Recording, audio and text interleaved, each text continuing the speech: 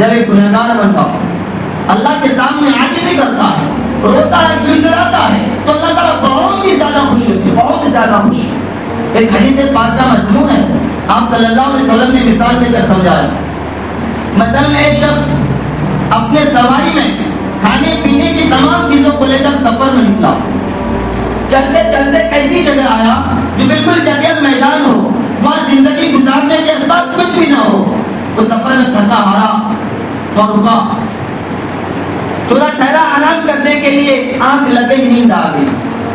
جب ہوشیار ہوا، بیدار ہوا تو دیکھتا ہے کہ میرا جو سواری تھا اس میں جو سامان تھا تمام چیز غائب۔ سواری کے ساتھ ساتھ زندگی گزارنے کے جو سامان تھے، کھانے پینے کے، اوڑھنے پہننے کے، تمام چیز غائب۔ وہ اب پریشان، اس کو ڈھونڈنے لگتا ہے، ڈھونڈتا نہیں ملتا۔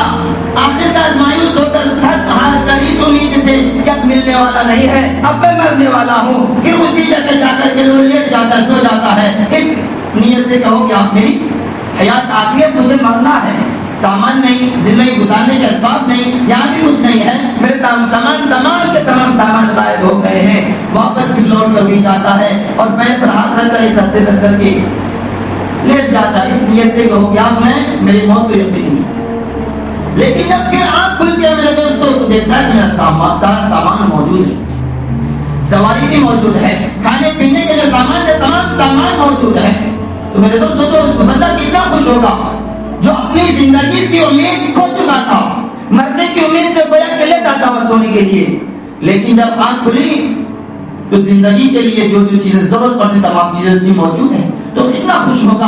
آپ صلی اللہ علیہ وسلم فرماتے ہیں کہ جتنا خوش یہ بندہ ہوتا ہے سامان کے مل جانے سے، اللہ تبارک و تعالیٰ ایک گنہگار بندوں کے توبہ کرنے سے اس سے بھی زیادہ خوش ہوتا ہے۔